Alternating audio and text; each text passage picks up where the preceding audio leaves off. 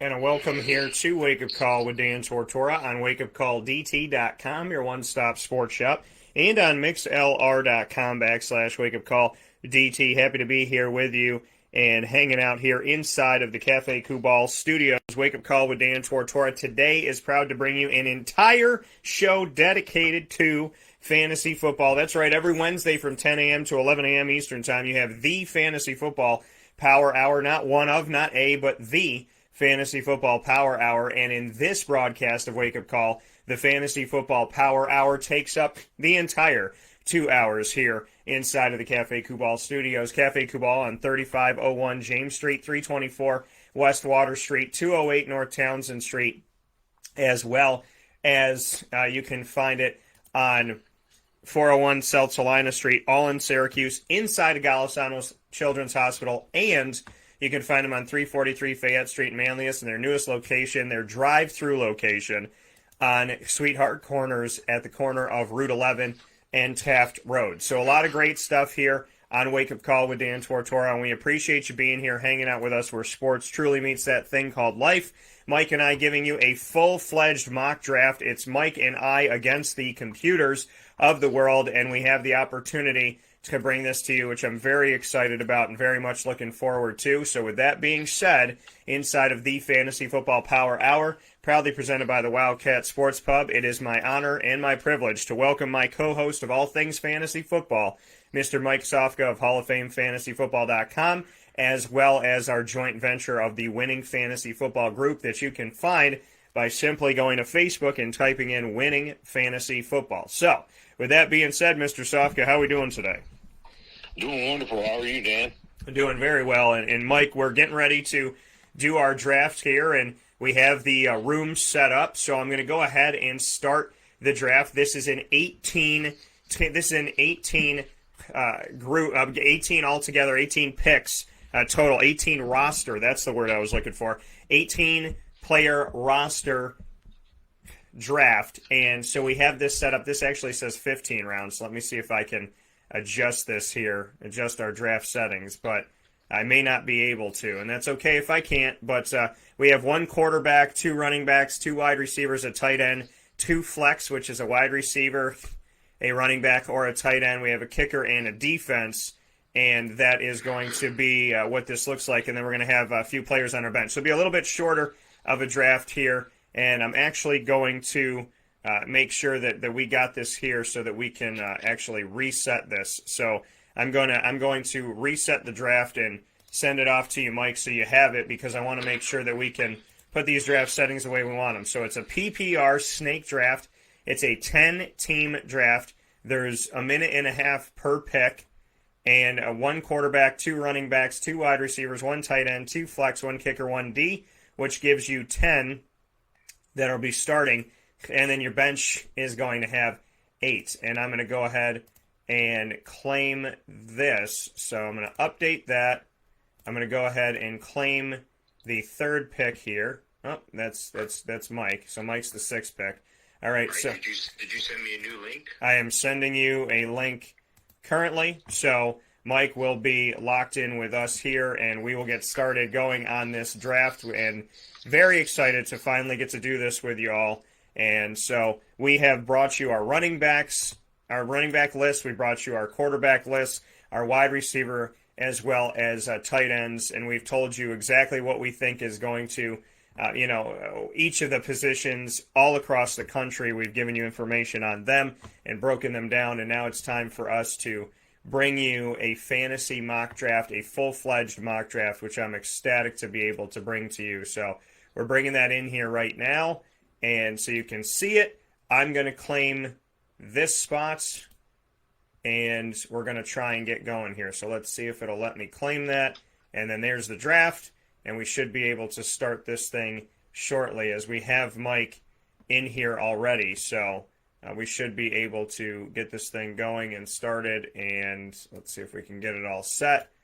So we go in here, and we start a draft, and we got to bring in Mr. Sofka. So, yeah, a lot of good stuff here coming up on Wake Up Call with Dan Tortora. We appreciate you being here inside of the Cafe Kubal studios. And, Mike, you just got a new link sent to you so we can get started. And so we have the draft here on Wake Up Call with Dan Tortora. As you can see, a snake draft PPR, and you can see all the pieces here, the roster settings as I spoke about before. We have 8, and then the draft order. Mike and I will be claiming this, so I'm going to claim spot 3, and Mike will claim his spot. We're just picking random spots, and neither one of us is going to pick number 1.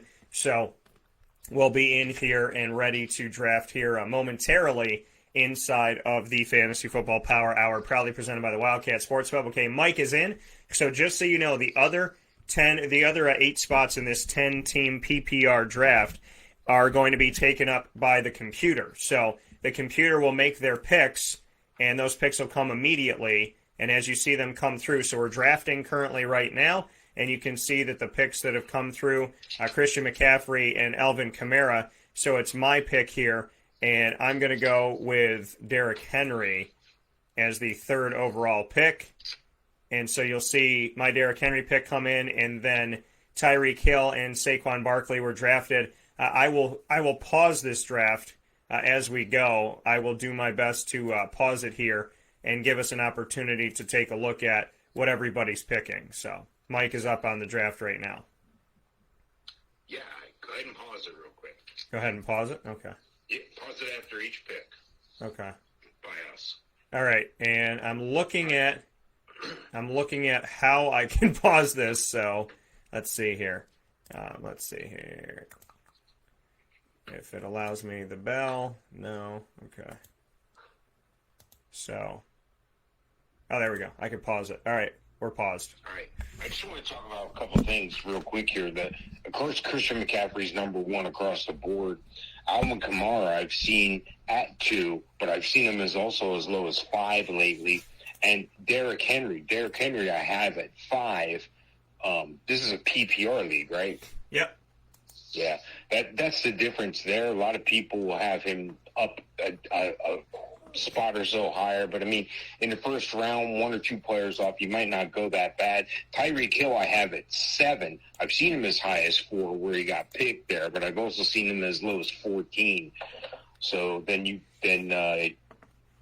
let's see, Barkley I have at 4, and I've seen him as high as 2 and as low as 10. So what was your thoughts in taking Tyreek Hill at 4 as opposed to a running back? Oh, no, you took Derrick Henry, right? Derrick Henry. I see. Yep. I see. Yep. Yeah, I think it's a little high for Tyreek Hill. What do you think?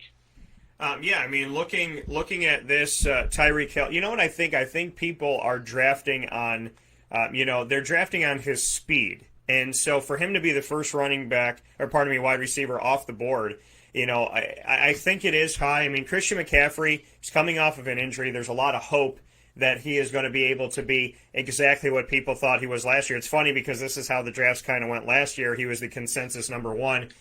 Alvin Kamara, a good guy to catch out of the backfield and run the ball. Derrick Henry's just a beast. I mean, a guy who can pick up 2,000 yards in a season. So that was my reason for picking him. And Saquon Barkley, another guy coming off an injury, so I get that. But Tyreek Hill, I feel like it's high. I guess the hope is maybe he'll catch some, dink and dunk passes and be able to take those either out of the backfield or from 2 yards out and be able to run with them. I think people are hoping that Pat Mahomes will get him the ball kind of like a running back and then allow him to go with it. So I can understand, speed-wise and because he's really the guy, but at the same time, I would go with more traditional wide receivers, and I wouldn't go that high on them. So I think Tyreek Hill's a little bit early for me.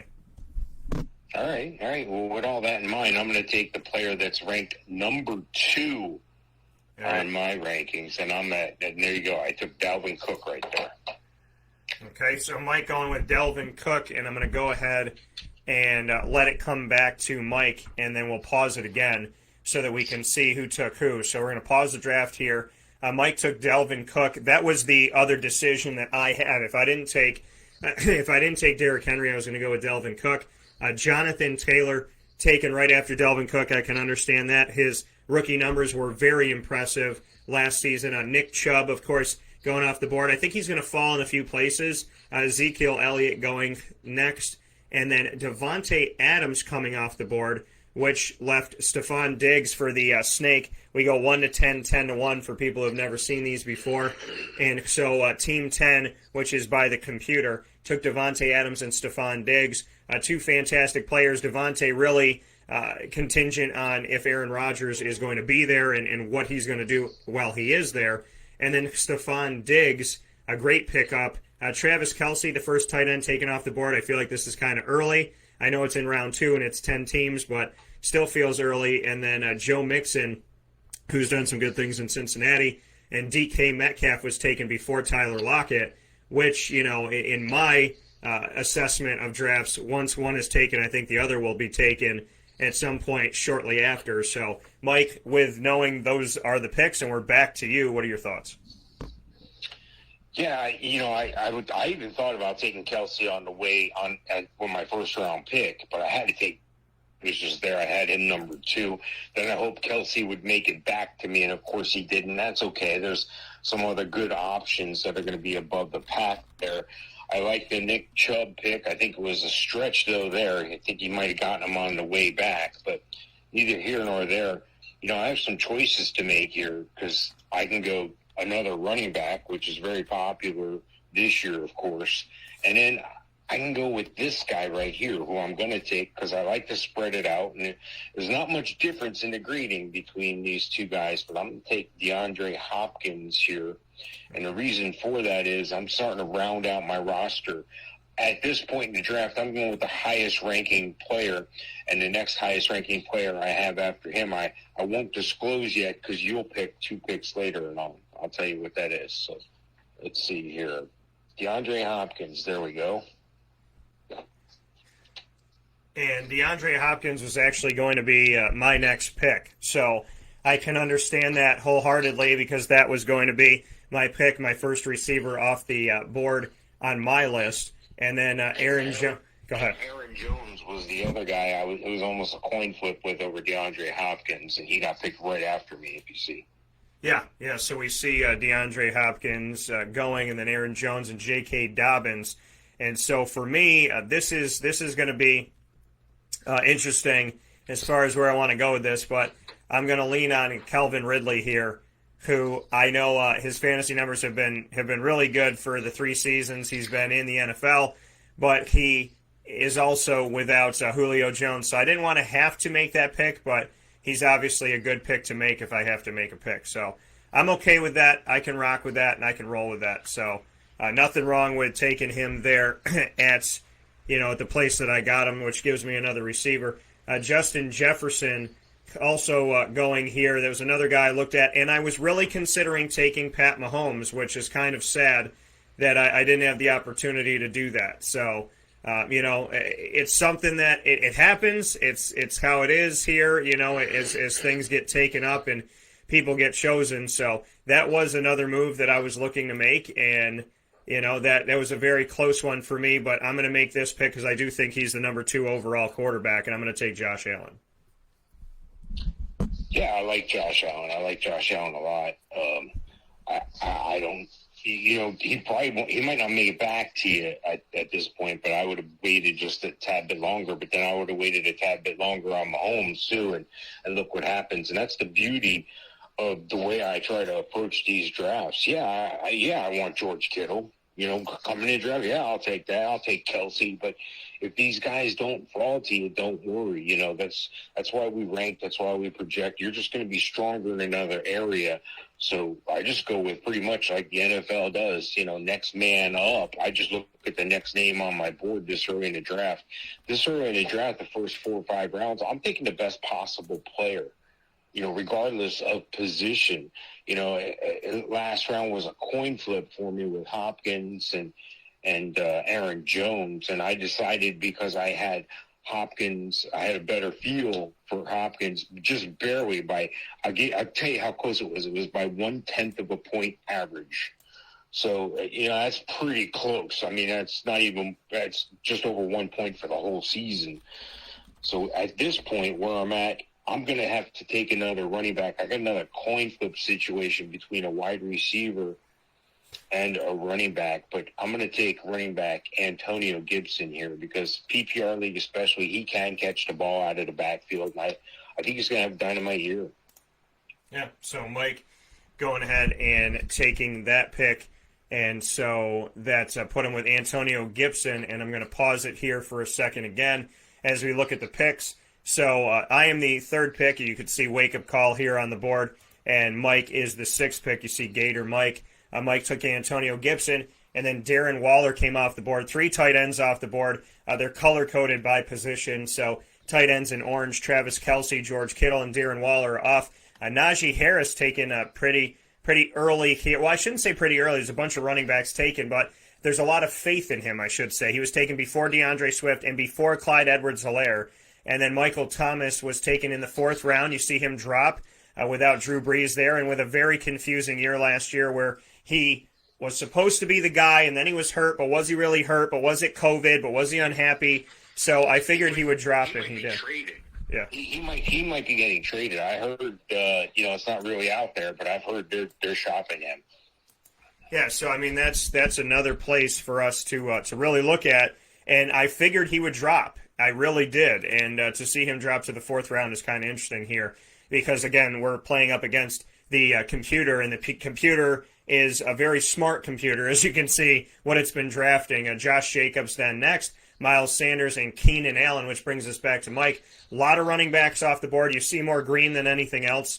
Christian McCaffrey, Alvin Kamara, Derrick Henry, Saquon Barkley, Delvin Cook, Jonathan Taylor, Nick Chubb, Ezekiel Elliott, Joe Mixon, Aaron Jones, J.K. Dobbins, Austin Eckler, Cam Akers, Antonio Gibson, Najee Harris, DeAndre Swift, Clyde Edwards-Helaire, Josh Jacobs, and Miles Sanders in that order, which brings us back to Mike. Mike, what is your next pick? Well, this is a tough one. And by the way, the one that was a coin flip for me last round was Michael Thomas and Antonio Gibson.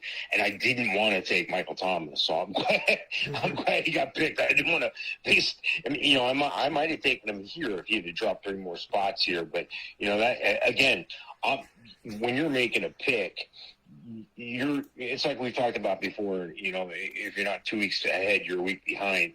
It's like playing chess. You're trying to figure out who the other guys are going to pick, but you're trying to have 1 or 2 names at the tip of your tongue ready to go just in case.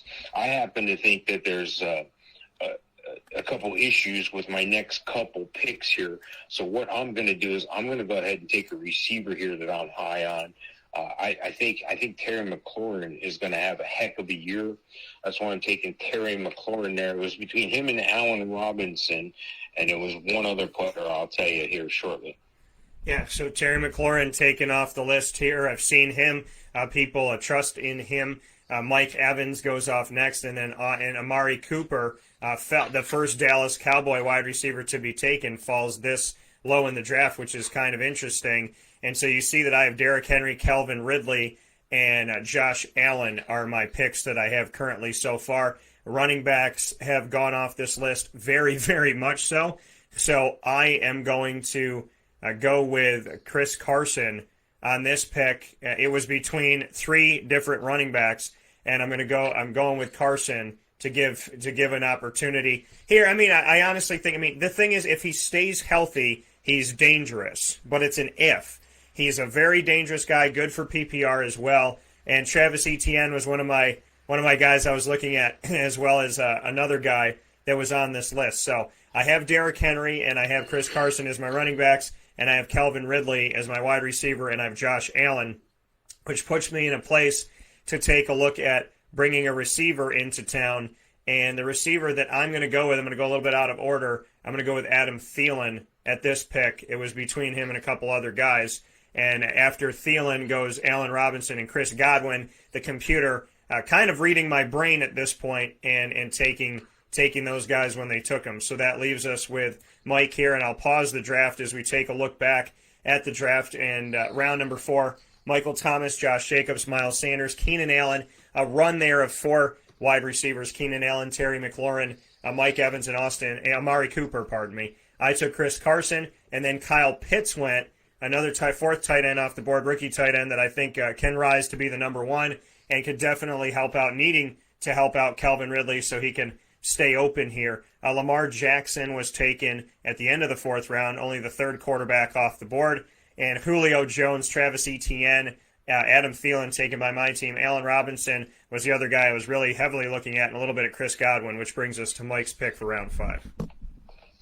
Yeah, just to comment on the last couple picks here. Your pick, Chris Carson. I like Chris Carson. I've liked him for years. I pride myself on being one of the first people in the room to identify somebody, and that's what I was able to do with him years ago. I snatched him up in some dynasty leagues, and his problem is staying healthy, so you have to hope he stays healthy. Kyle Pitts, I thought that was a little bit of a reach this early, but if the guy wanted him, the guy wanted him. I have him ranked at 69, so, it's another, at least round, if not 2, before I have him available. But if you notice, there's a pattern with the tight ends. 1 went in the second round. 2 went in the third round. 1. I think this is where people start to get nervous. In my mind's eye, there's only one other. But before I get to that, again, depending on your league scoring system, most leagues score either 4 or 6 points for passing touchdowns for quarterbacks. So that's going to come into play. But, I'm not going to argue with people who take a Pat Mahomes, a Josh Allen, or or Lamar Jackson, a little bit earlier than they would have, because they're going to get their guy, and that's okay. They'll make up the difference somewhere else. The Lamar Jackson pick, not as far a reach. None of those quarterbacks really are. Maybe just a tad bit early as per my rankings. The Julio Jones, this is going to be an interesting play this year. I'm kind of interested to see what's going to happen with him and his new relationship on his new team. I think he's going to do just fine. So I think that's a pretty good pick right there. Travis Etienne should see the ball a lot. They got him lining up in the slot as a pass catcher as well. So it's going to be interesting to see how they move him around. I had him at number 67. So, again, just a round early. And then Adam Thielen, I could see that pick there. That's a good pick. Allen Robinson, that's a guy who I had, right up there with Terry McLaurin last round. And then Chris Godwin, you can't go wrong with Chris Godwin. He does himself well year in, year out. At this point, there's my 4 top tight ends. 3 of them are off the board. Yeah. Number 5 tight end was Kyle Pitts. So at this point, I'm going to have to take, hang on, let me pull him up here because I'm going to take TJ Hawkinson because I think he's the number 4 tight end this year. Okay. So TJ Hawkinson coming off the board here, as you'll see him pop up in just a second. And TJ Hawkinson taken by Mike. Kyler Murray going after that. A Cooper Kupp, Kareem Hunt, a Russell Wilson. So we saw 3 quarterbacks taken in the first 4 rounds. Then we saw 2 taken in the 5th round, which brought us to Jamar Chase, somebody taking a flyer there on the rookie wide receiver who's going to be reunited with his quarterback from LSU, Joe Burrow, in Cincinnati. And then we see Robert Woods go shortly after Cooper Kupp, which I understand that pick. And David Montgomery, a running back, taken here. And then C.D. Lamb, which brings us back to Mike. And I'll pause the draft here, Mike, for you to give some thoughts on what you take away from these last few picks here, as we saw 2 quarterbacks come off the board, 5 quarterbacks off the board so far, and you taking T.J. Hawkinson, which nobody took a tight end after that, but we saw a run on wide receivers, Cooper Kupp, Jamar Chase, Robert Woods, and C.D. Lamb. Your thoughts on Chase being taken in round number 6 and Chase being taken before Robert Woods and C.D. Lamb?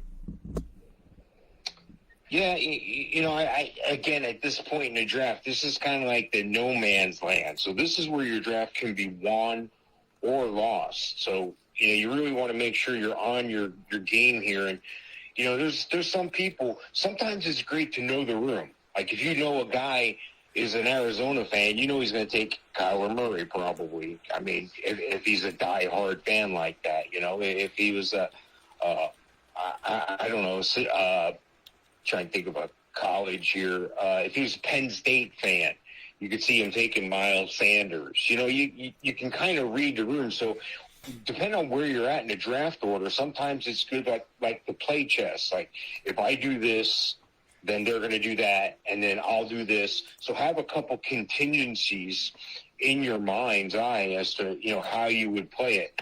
There's a couple different things I can do here.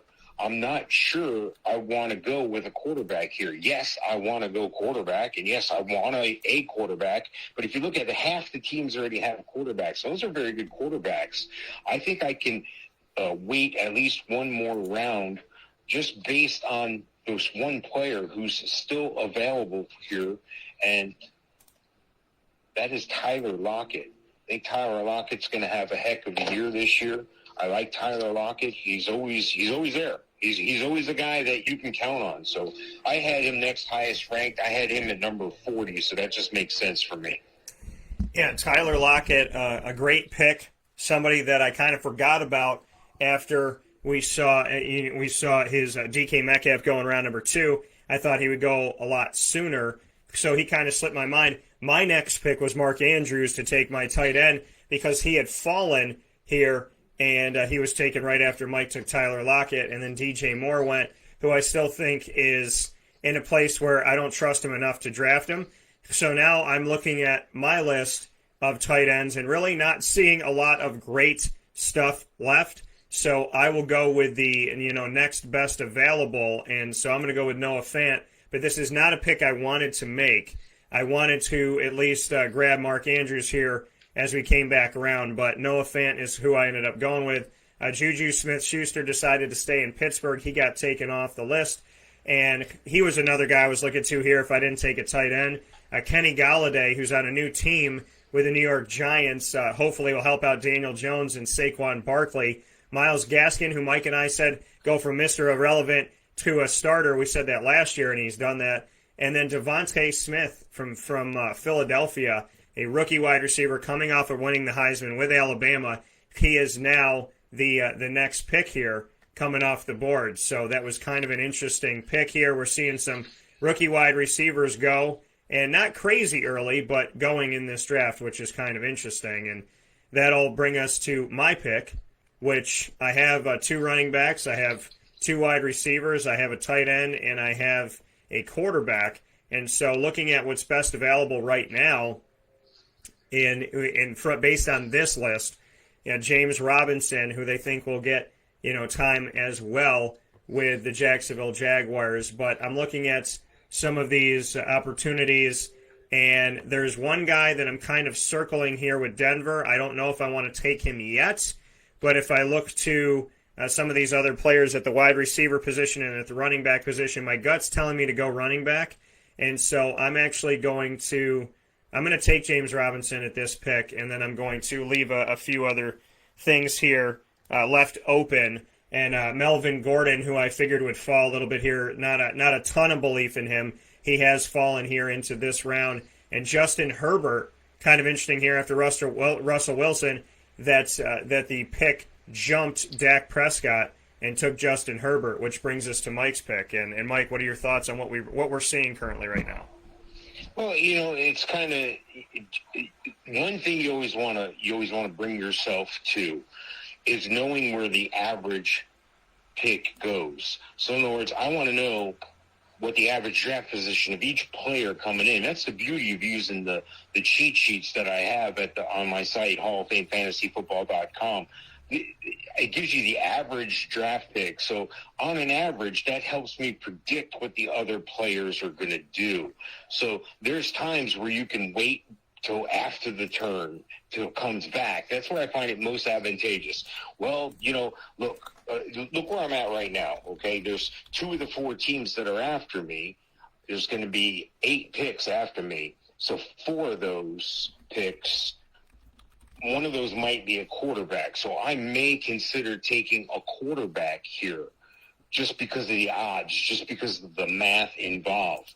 Not because oh my gosh, there's a run, I better hurry up and get a quarterback. You never want to be in the middle of the run. You want to start the run. When everybody's looking at wide receiver, you want to go running back if possible. Those little things can make the difference in the draft, and you can start to dictate the draft.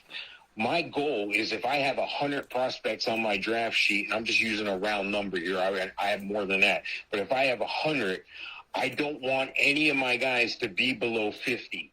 I want to finish half the size of the draft. I'm old school. I take a physical piece of paper and I have it printed out with my projections and my rankings on it. I have the average draft position next to that as well.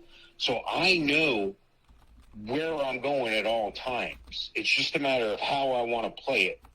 So while I appreciate the patience here, I'm just trying to explain, what we're doing. So, with that being said, I'm going to have to take Dak here because I need a quarterback. I'm going to need one. It's not out of line. He's on my rankings at 63, which is, 2, 4, 6, 7. We're on 72, 4, 77 right now. So I'm ahead of the curve here. If he's ranked 63 and I'm taking him at 77, that's value right there. So I'm glad I was able to do that. Yeah, so Mike, going with Dak Prescott, another guy that I think fell in this draft farther than I thought he would, and farther than I think will be in some of the other drafts that we see. The guy that I was looking to get on the back end coming around is Javonte Williams. I'm guessing that the computer is listening to our entire conversation. DJ Chark Jr., another guy that I thought would maybe fall to me as I looked at him a round or two before. Odell Beckham Jr. getting taken. He's still left up in the air for me. I don't trust him. He has a few good games, but that's what I see. And Brandon Ayuk, really the guy in San Francisco right now. And then Raheem Mostert. This guy took 2 San Fran players. Could be that this could be a San Fran fan, kind of, simulating what a fan would look like here to take 2 guys from the same team. Aaron Rodgers falls in this round to round number 8, at the beginning of round number 8. Leonard Fournette goes and Chase Edmonds goes, which brings us back to Mike. Yeah, I got an interesting call to make here. I do want to comment on the Aaron Rodgers pick. If you notice, I broke that down for you. There was a 50-50 chance, and I think it is slightly greater than that a quarterback was going to be taken after my pick or before it came back, and sure enough, that happened. Along with 4 running backs and 3 wide receivers. I don't think very many of them were so far out of whack. I think they all got drafted about where they should be. So this is the time I'm looking at my roster. I look at my roster and I'm like, okay, I got a fairly balanced roster here for at this point in the draft. I'm halfway through the draft almost, and I do have a tight end. I do have 2 running backs, 3 wide receivers. I have a quarterback. So still, I've been focusing on best player available to a fault, but it's worked out for me. So I'm not going to complain. I can go 5 different ways here and not be wrong, but I'm going to stick with the plan. I'm going to dance with the one that brought me. I'm going to go with the situation that I think is best. I'm looking at wide receivers. I'm looking at 7 different wide receivers right here. I think at least 4 of them, there's no way I can go wrong. So again, I'm just going to go with the highest ranked one, and that was T. Higgins. Okay. So Mike goes with T. Higgins here coming off the board. I had him ranked at number 49. Yeah, so Mike gets him. Jamar Chase, somebody went on him early, 2 rounds before, which put Mike in a situation to get T. Higgins, who I still think is the dominant guy coming into this season, at least, with his relationship with Joe Burrow. But Jamar Chase had one in college, too. David Johnson being taken off here, Deontay Johnson taken, wide receiver out of Pittsburgh. So both of the what you would consider to be the 1-2 punch in Pittsburgh, at least for now, taken. And right before my pick, this jerk took Trevor Lawrence. So I think it's high to do that, but they don't have a quarterback. So I mean, with them, go ahead. Yeah, let me speak on that for just a second. Yeah. Trevor Lawrence, outstanding, top prospect without a doubt, but this is the NFL. Okay, and even Peyton Manning threw more interceptions and touchdowns, or just about even his rookie year. And Peyton Manning considered one of the top quarterbacks of all time. By the way, he's still 0-4 against the Florida Gators. But neither here nor there. I think Trevor Lawrence is going to have an outstanding year. That's just a tad bit early. I have him ranked at number 129, and we're at pick like 80s, 90s, somewhere around there. Yeah, I think it was too high of a pick. They didn't have a quarterback, and I guess they have high hopes that Trevor Lawrence can get it done. I'm going to take this guy. I know that he was injured last year, but I call him Hands. I covered him at SMU. He's got great catching ability, and I'm going to give him a shot. I can't believe I'm going Denver twice, but it's above a rookie, so I'm going to give him this opportunity, and I think it's great value in round number 8 as I'm going to take Cortland Sutton. And then, thank you. And then Ronald Jones going from Tampa Bay after Jalen Waddle, the other guy I was looking at coming out of Miami, but he is a rookie. And I also looked at Jerry Jeudy, but was surprised to see that Cortland Sutton was still here. I still think he's the dominant guy. And then Kenyon Drake going. He is now in Vegas backing up Josh Jacobs. There's still some other guys out there at running back that I would have taken before a Kenyon Drake, but that's what we see coming here. And in my picks, I have 3 wide receivers right now. I have 3 running backs, have my quarterback, I have a tight end. So you're looking at kind of best available right now. And Chase Claypool is out there with Pittsburgh, which is a guy that's, could give you some speed and some help in that respect. There's obviously a bunch of quarterbacks that are still out there. James Conner's now in Arizona, and the thought that he could be taken over as the dominant guy. Chase Edmonds and him could be working together, and I would imagine they will be. And, looking at some of the other pieces at wide receiver, I'm going to go with a guy who, in my gut, I think I should get. I missed on DJ Chark. I think this guy, he's got speed, he's got a young quarterback, and he's got an ability to really have a breakout season. I'm going to take Laviska Shenault at this pick. All right, Homer. Gotta do what you gotta do at this point. And then Chase Claypool goes next. And that's in line. I have him ranked at 78. That's in line. It's just I also have 2, 4, 6, 8, 10 players ranked 54 through 78 who aren't named Laviska Shenault, who are all available, and there's only one of them's a running back, so they're all wide receivers. And, I'm thinking about going running back here just to balance out my roster. I think I'm great at wide receiver right now. And even though there's some value, you got to remember, what I have on my projections and my rankings is not what everyone else has. Right. So when you use my stuff, you're going to see players go, and you're going to go, well, why did that player go? They're ranked way down there, and I have all these other players on my ranking sheet higher. Right. That's right. That's what we do. We set it up so you can win. We set it up so you can have that rounded team that's going to take you to the championship with minimal moves. You're not going to have to look for a trade, because a lot of people don't like trades unless you're in one of those trade-happy leagues. You're not going to be in a situation where you're going to be scampering because of injury, because we're taking care of that in the way I rank the draft, the way I prepare your draft ranking sheet. Again, hit me up at the website, HallOfFameFantasyFootball.com, or find me at Winning Fantasy Football, the Facebook group. Again, I'm going to give you the names and the rankings of these wide receivers that I have, and then I'm going to take this running back here. And again, I'm going a tiny bit outside of my direct order, but at this point in the draft, that's what I'm going to do, because I'm going to start filling position need. I'm still going to use the ranking. I'm going to make sure I'm not that far off, and I am, because this running back is ranked 73, and we're on pick, 96 here. So I'm still doing good. These other wide receivers I still have ranked ahead, unless I've missed and didn't scratch one. Jamar Chase, I have him at 54. Yeah, Chase at 60. Chase and Ayuk both coming off here back to back, which definitely, I don't know what you think about that, Mike. Chase going higher than T. Higgins. I kind of brought it up a little bit.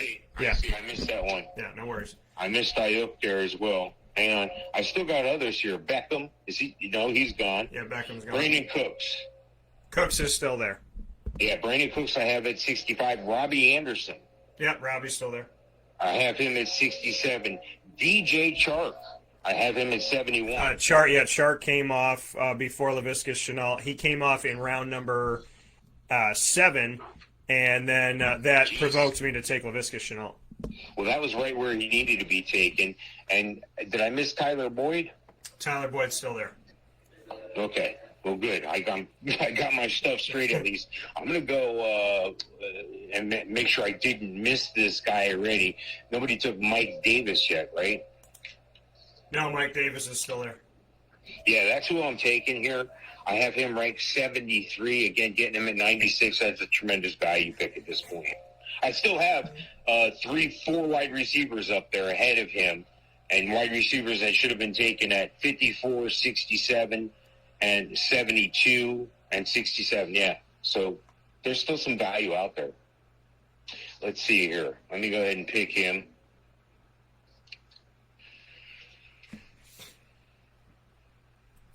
So Mike taking Mike Davis here, and Mike Davis coming off the board.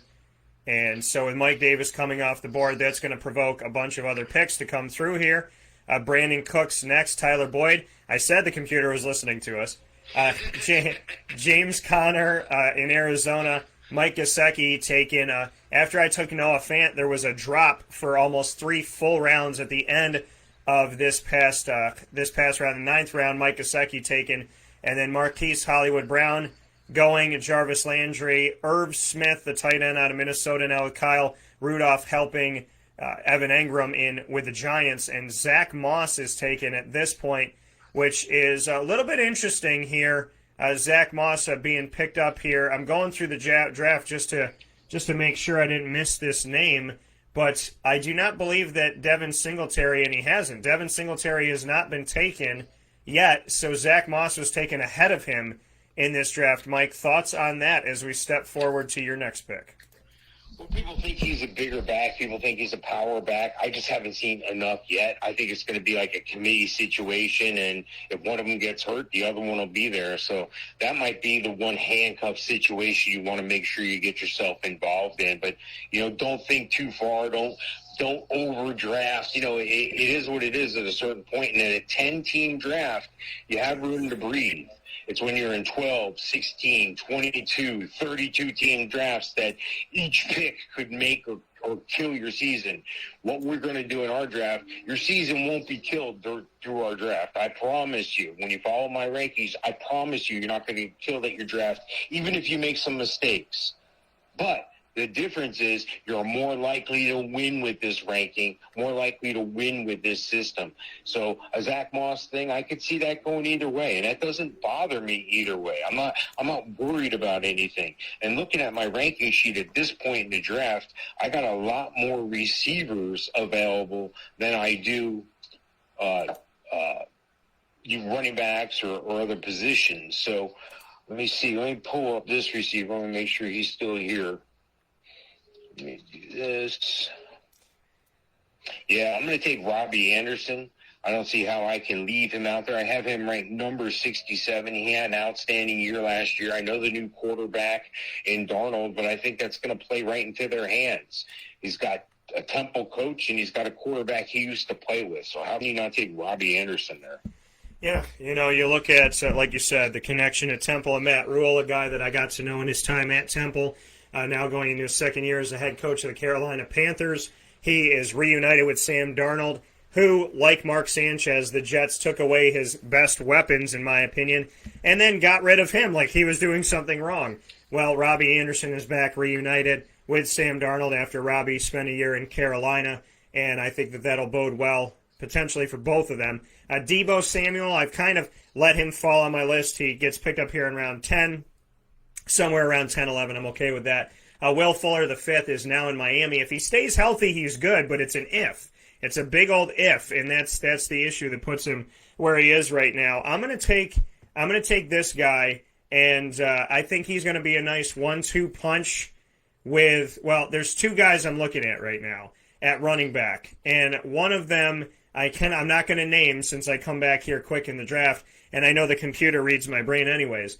But I'm going to go with this guy in round number 10. He's somebody who I said last year to watch out for. They spent a high draft pick getting him in the 2nd round, and now he doesn't have anybody standing in his way to be the number 2 guy and have some goal line carries and different pieces to the offense, and that is A.J. Dillon, the running back in Green Bay that is going to be right behind Aaron Jones. And so Dallas Goedert's taken, or pardon me, right after me, Curtis Samuel was taken, now a wide receiver in Washington. Joe Burrow taken, which means that there's 2 quarterbacks for our first team here, Lamar Jackson and Joe Burrow.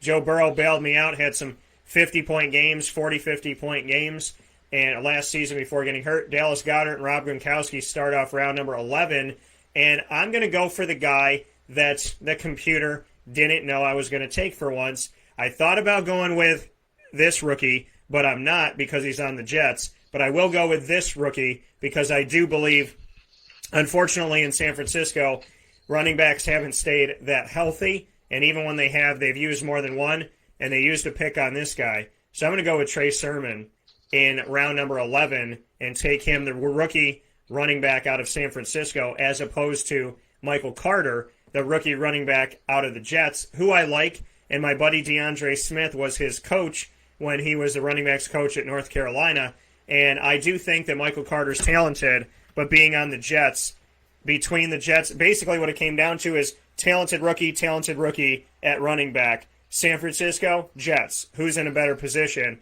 And I think, both teams are in need of a leader in the backfield, but the Jets are a team that has a lot of stuff to work on. San Fran made it to a Super Bowl a couple of years ago. So I went with Trey Sermon based on breaking it down in that way. Two guys that I think are talented. Basically what I'm saying is if Michael Carter was in San Fran and Sermon was with the Jets, I'd be going with Michael Carter. So it was more of the Jets situation and not wanting to have one of my roster spots taken up by a Jet. So, and that's not because I have no respect for them. It's because I think their team has a lot of issues and a lot of question marks, and I don't want that to trickle into my fantasy team. So, with that being said, Tom Brady gets taken in round number 11 after my pick. Matt Stafford, great value, I think, here. The 11th round as the second quarterback to the team that took Justin Herbert, and now we have it paused on Mike. So, Mike, after seeing you take Robbie Anderson, we've seen 3 wide receivers go, 3 quarterbacks, 2 running backs on my part, and nobody else took a running back, and then 2 tight ends. What are your thoughts on these last few picks? Yeah, if you look at the way we're playing against the automated system here, but if you look, in the past, in the past 6 picks, 3 of them were quarterbacks, and they were all backup quarterbacks. That doesn't speak to me as drafting wisely. That tells me that you're not sure of your first quarterback pick. Yeah. That tells me that maybe you think you might have picked that guy early, or maybe you're just using a magazine that somebody had printed in May, and that's what you're using in out-of-date information. All my projections and rankings are up to the minute, the latest thing. So I'm looking at this, and I'm like, there's no way I'm taking a backup quarterback here. I'm riding or dying with Dak Prescott. If Dak Prescott has a crap year, if he goes out there and snaps a twig, so be it. I'll address that situation there. But I'm not going to draft the guy now to have him sit on my bench because it's a single quarterback league. It's not a super flex league either. So I'm glad those guys took quarterbacks there, especially those quarterbacks, and I'm good with that. I'm looking for a 1-week fill-in. I'm looking for a guy who can be there to pick up the pieces, and that's just way too early for me to do that at this point. These next picks are going to be leap to faith. Again, you can win or lose your draft here. I have a couple different options that I'm looking at, but I'm going to take the guy because I'm trusting we're using the PPR scoring here because that's what I'm using. I'm drafting PPR anyway. Yeah.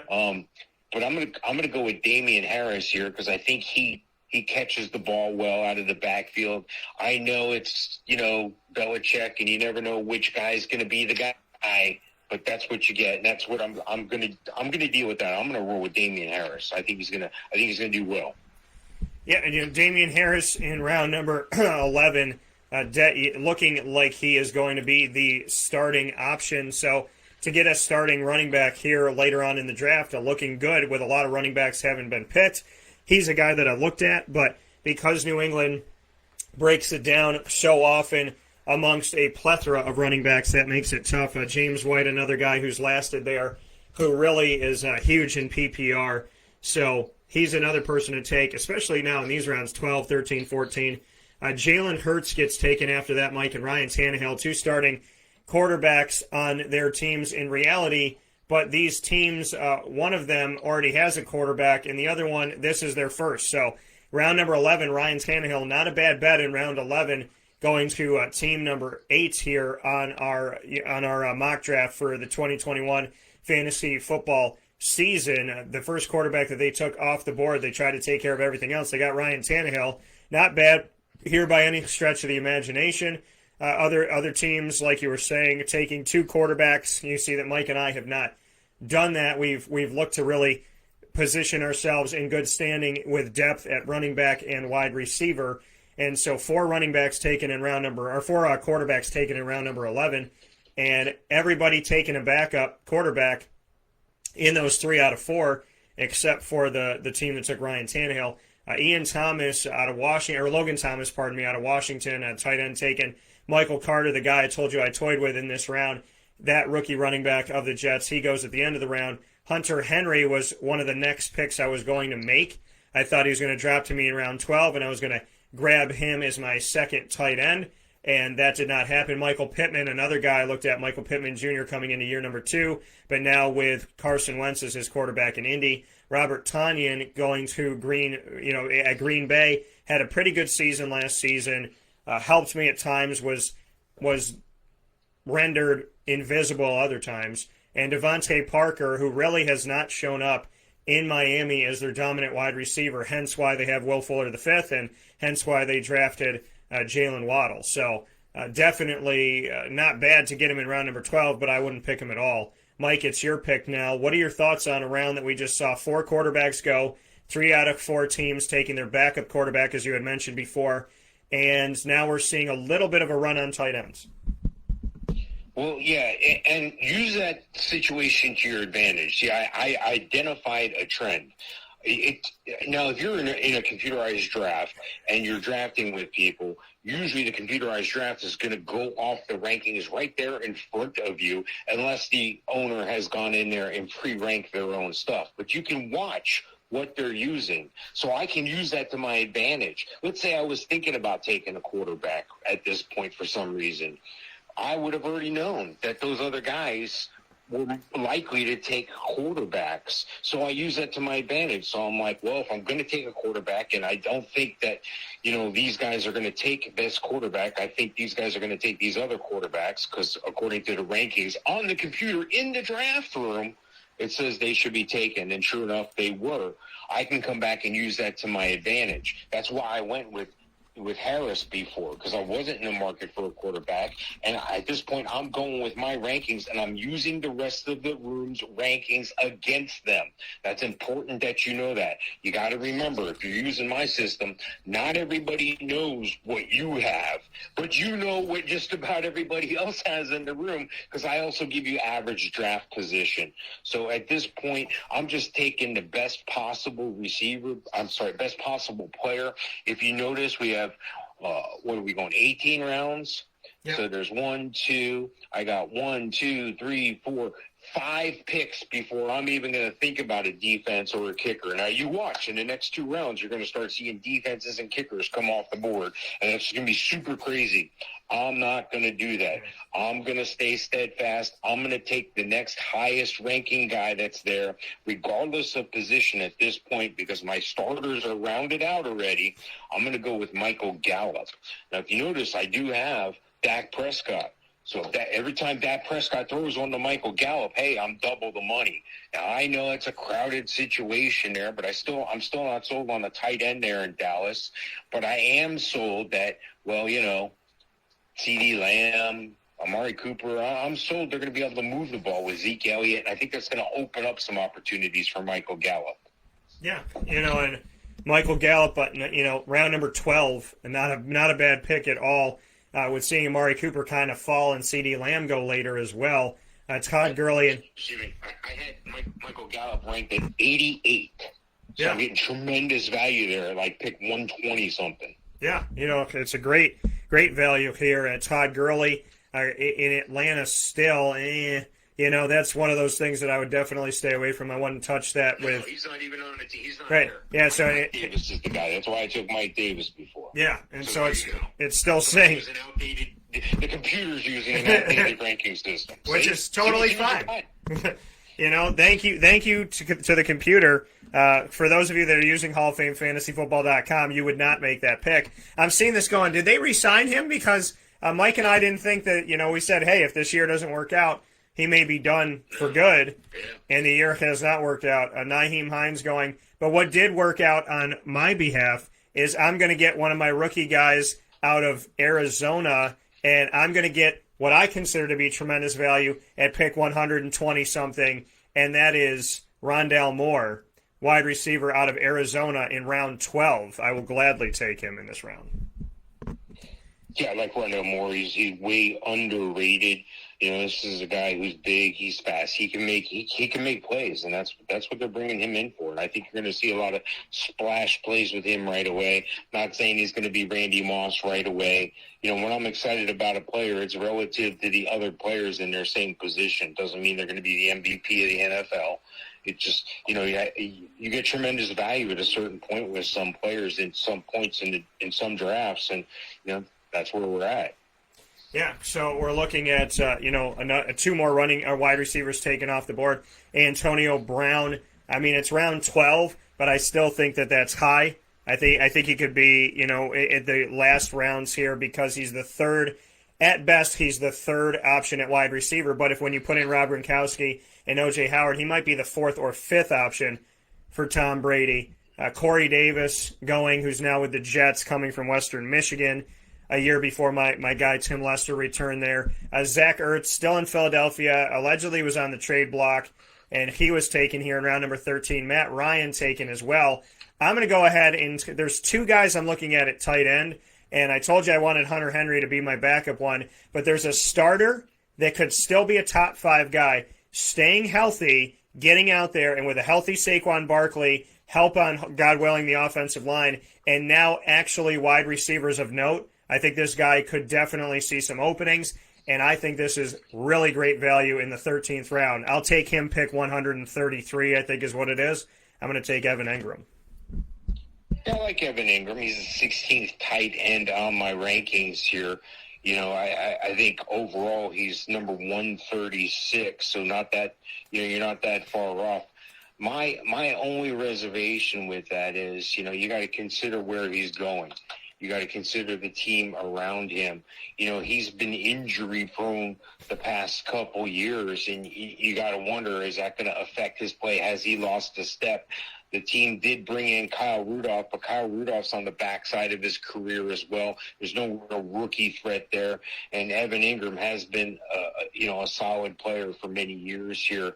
You see that Tyler Higbee went right after that. Now, Higbee's in an interesting situation because he's almost running solo now. When he runs solo as opposed to those two tight ends, he's going to bring up some points. So that's a good pick right there, Higbee right there. I have him ranked at number 119. And going up and down through my rankings here, I'm going to step out. I know we talked about somebody taking Zach Moss before. This is where I take Devin Singletary. I take Devin Singletary here because I'm sold he's still the starter or a committee split at worst. And in the 13th round, I could do a lot worse than Devin Singletary. Yeah, so, and looking at this and where things are kind of shaping up, we'll talk about this in a second. I want to go to my position here and, looking at my draft where I'm at right now. One quarterback I have, so I could look at taking a backup in this situation. I have Josh Allen, and so who I consider to be number 2 behind only Pat Mahomes.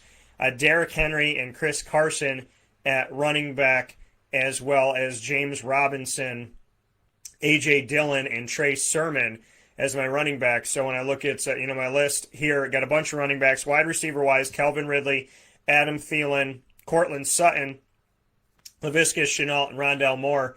So 5 there. I have my 2 tight ends. I still have to pick up my kicker and my defense, and I have 3 bench spots here. So I can use one of those on a quarterback. I can obviously bring in another running back or another wide receiver. Some people have 3 tight ends. I find it difficult to do that unless there's an incredible steal toward the end of the draft.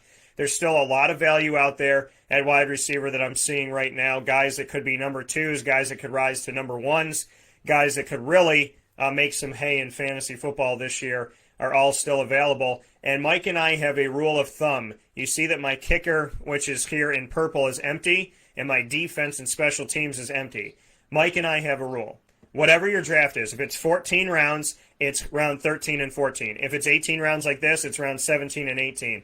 We do not pick kickers and defenses until the end of the draft. If you want to do that, you can do that all day. We will let you pick a kicker early. We will let you pick a defense early. Some people take a defense in the drafts I've done. They'll take a defense in the 4th round. They'll take a defense in the 6th round. So when I'm building up my wide receivers, I may be looking at my tight end. I'm building up my running back, stable, there's people taking a kicker or taking a defense. Defenses get taken very early, and the chances of a defense or a kicker saving your team that week are highly, highly, highly minimized compared to your backfield and your receiving core. So Mike and I have had a rule since forever, and many people go against that rule, and we're totally fine with that. So with that being said, since Mike took Devin Singletary, we saw Tony Pollard, the backup to Zeke Elliott in Dallas, going. We have seen Deshaun Watson getting taken here in the 13th round if he even plays. T.Y. Hilton going very, very, very, very late, and well after having Michael Pittman go in the draft. Or I shouldn't say well after. The guy actually took both, so this could be a Colts fan, so to speak. This could be simulating a Colts fan. So not well after, but a full round after Michael Pittman getting taken before T.Y. Hilton, which shows this person's belief that T.Y. is going to play second fiddle potentially to the rookie.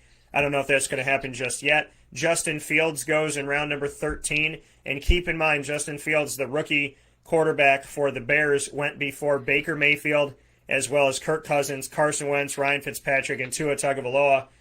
We saw Kenneth Gainwell of Philadelphia go at running back here, another guy from Memphis's giant, beautiful zoo of running backs. And I say zoo because of the Memphis Tigers. But every single season it seems like they're sending a running back to the NFL. We saw Mecole Hardman go here in round number 14. Hard to draft him at all. I kind of would leave him on the waiver wire and definitely in free agency, because in Kansas City, it's really Tyreek Hill, Travis Kelce, and then everybody else. It could change every single week.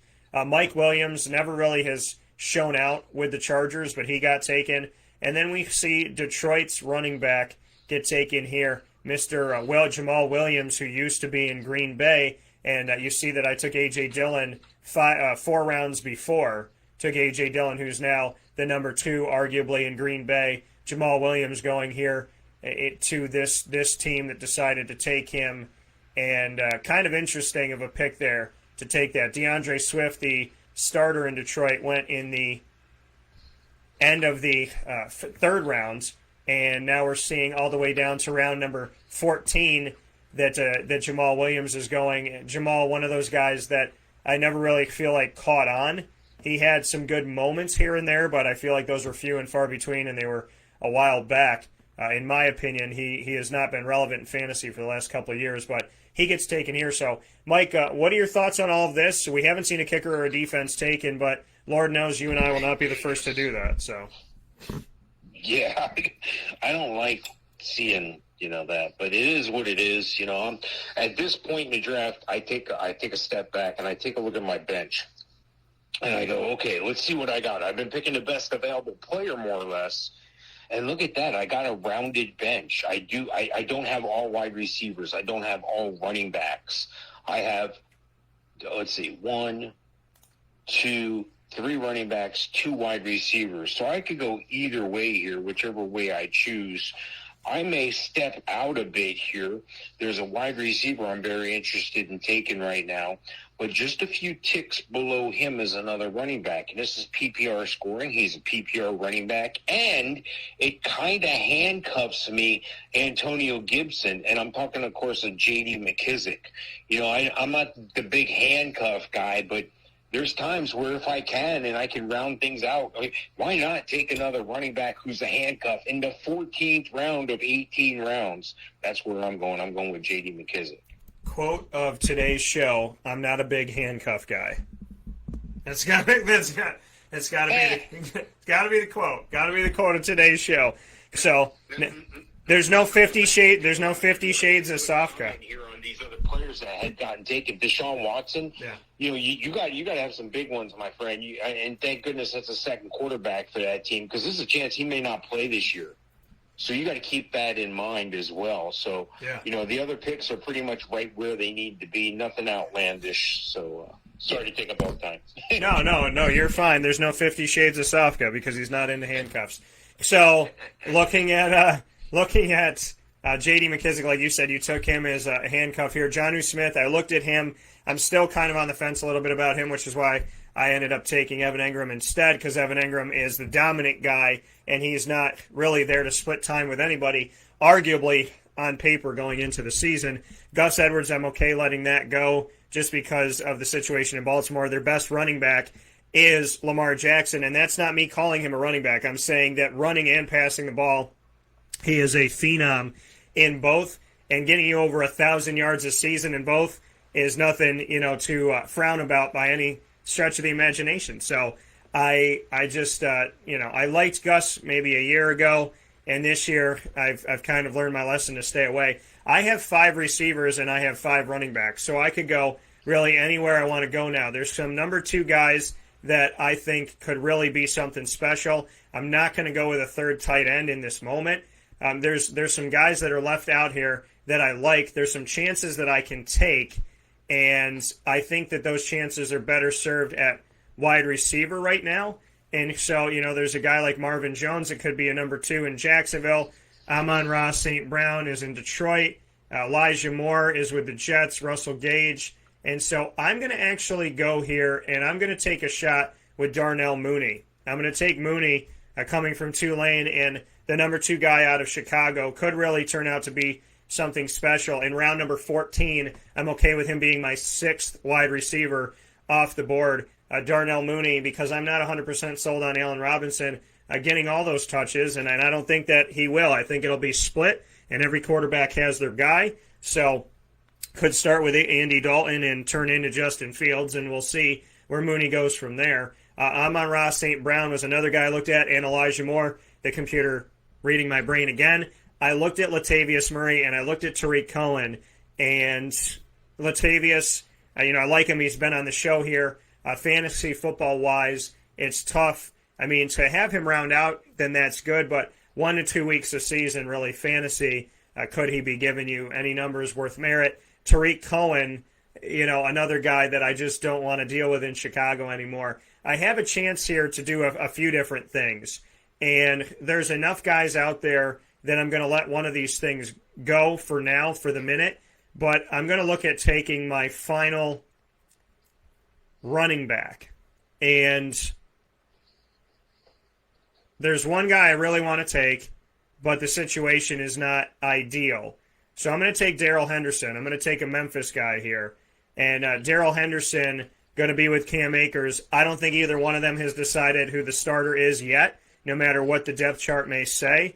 So I'm going to take Darrell Henderson because falling to me this late in the draft, another guy out of Memphis, saw him play live when he came to the bounce house at UCF.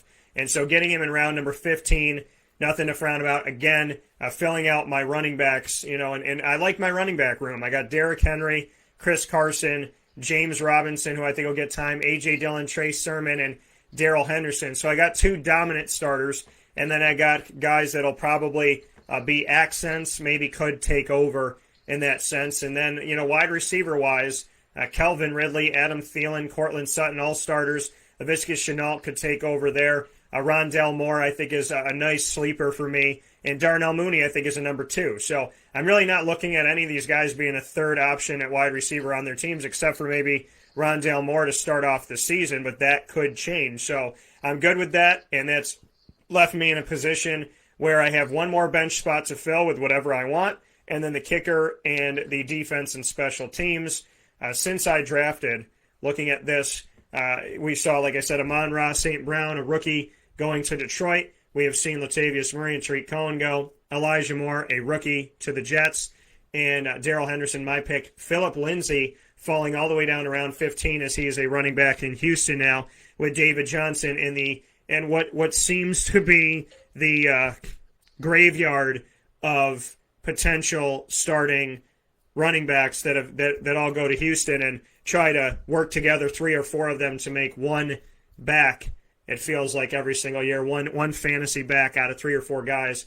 And we see our first kicker taken off the board here in round number 15 with Justin Tucker, my favorite kicker in the NFL. And I never get him because I never, again, draft kickers until the last 2 rounds. Yeah, use that to your advantage. You see the kicker starting to go off the board. There's a couple other guys in the room here. Maybe this happens in your draft. I've seen people leave the draft. They get their starters and they leave the draft and they're like, yeah, whatever. Don't do that. You want to take advantage of the situation here. You know half of the next picks are going to be kickers and defenses. I'm going to make sure I'm on the bottom half of that. And at worst, I'm probably still going to get a top 10 defense, a top 10 kicker based on my projections. But theoretically and mathematically, I'm going to get a good one anyway because there's only 10 teams. There's 32 teams in the NFL. So, not everybody's projections are going to be right either. So with that in mind, I got 2 more bench spots. I'm okay with going with one tight end if he's a top tight end. I think I got a top tight end in T.J. Hawkinson. He's the number 4 tight end on my ranking. I have him. Dak Prescott, I'm okay with him. He's probably not going to, let me down, but at the same time, 33% of the quarterbacks end up not starting all games in the NFL the entire year. So I'm going to back this guy up, and I'm going to take a chance here with Tua Tagovailoa. I think Tua is going to have an outstanding year this year. I think he's going to take a step up.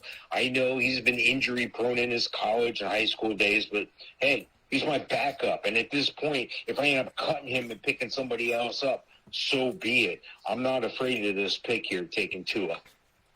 Yeah, nothing wrong with taking Tua at this time in the draft. Another guy, there's a lot of quarterbacks. For the guys that took 2, there's still a lot of quarterbacks out there, and there's a lot of talent still left out there too. I mean, like Mike said about kickers, 32 teams, there's 32 quarterbacks, but there's a bunch of guys that are still good out there.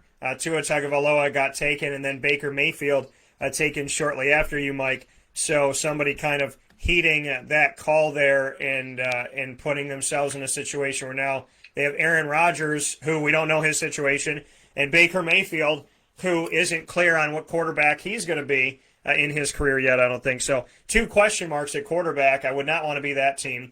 And then, Russell Gage in round number 15. There's another guy I looked at out of Atlanta because someone's got to step up, but I think that's a crowded room with Calvin Ridley and what the expectation is of him, and obviously bringing in Kyle Pitts, who I think can become the number 1 target. Austin Hooper, speaking of Atlanta guys, he's in Cleveland for year number 2. I would have left him off at tight end. He's not proven at all.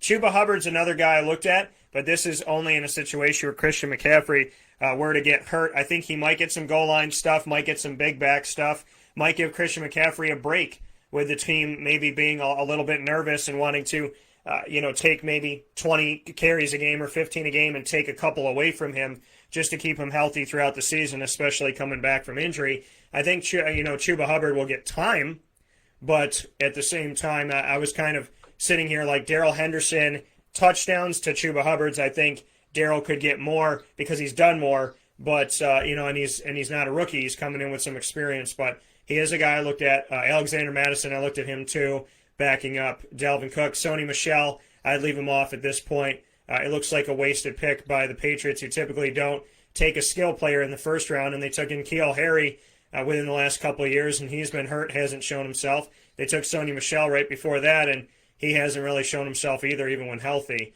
Henry Ruggs, another guy I looked at, 16th round, good value for that because he's the number 1 wide receiver in Vegas right now, and he's taken in the 3rd to last round. Nelson Aguilar of New England, another question mark here as we try to figure out when Mac Jones will take the reins, how Cam Newton will be used. So I stayed away from that as well, which brings us to your pick, Mike. After taking your second quarterback, where do you go from here? I'm going to go with a guy that's ranked number 116, and it's also going to help balance my bench as well. I have 4 running backs, 3 wide receivers, and a quarterback. I have 1 more spot, and I'm going to go ahead and utilize that with Marvin Jones. I think Marvin Jones has an outstanding opportunity with a rookie quarterback to be that calming sense. He's going to know what it's like to be a rookie quarterback and have a veteran presence on the other side. He's going to help his teammate along in his quarterback. It's either a boom or a bust. And in the 16th round, how can I go wrong is the way I look at it. Yeah, and so that brings me to a place where, again, Mike and I are leaving our kickers in our defenses until the end, I have an opportunity to look at the quarterbacks around the NFL. There's a lot of guys that are out there still. Ben Roethlisberger, my, how the mighty have fallen. Big Ben over the years, he's still down here, still available. And there's some other guys that are available too. Trey Lance is available behind Jimmy Garoppolo. In reality, in fantasy, some people regard him as above him in this place. Kirk Cousins is still there, kind of an old faithful type of feel. Carson Wentz, if he stays healthy, he's playing in a dome half the season, so that's good. And Ryan Fitzpatrick is here too. Ryan really doesn't have anybody behind him in Washington to contest him, and Daniel Jones with the Giants. So this is a tough pick for me. And I got Josh Allen already. Trey Lance is enticing for me, but I'm going to go with someone that I believe can last throughout the season. It's between the Magic and it's between the Cousins, and I think that based on just age, I'm going to go with Kirk Cousins as my backup quarterback in this situation. Yeah, how can you go wrong with, he's that new Mendoza line. He's what I used to consider Andy Dalton was a Mendoza line. He was always in that 16 in that high teens ranking area week after week. He was a good bye-week fill-in. I think that guy now is Kirk Cousins. There's some interesting stuff going on with quarterbacks. With every year you're seeing a handful of quarterbacks come in, then you're going to have a third of them go down for more than one game. So it's important to have a backup quarterback. Don't cost yourself the draft. Don't cost yourself a higher-ranked player by far.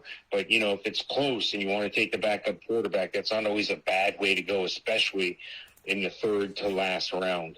Yeah, so my Kirk Cousins, getting him in the third to last round, I'm good with it. My backup quarterback, as you can see, I have filled out my bench, so it leaves me with a kicker and a defense and special teams at this point.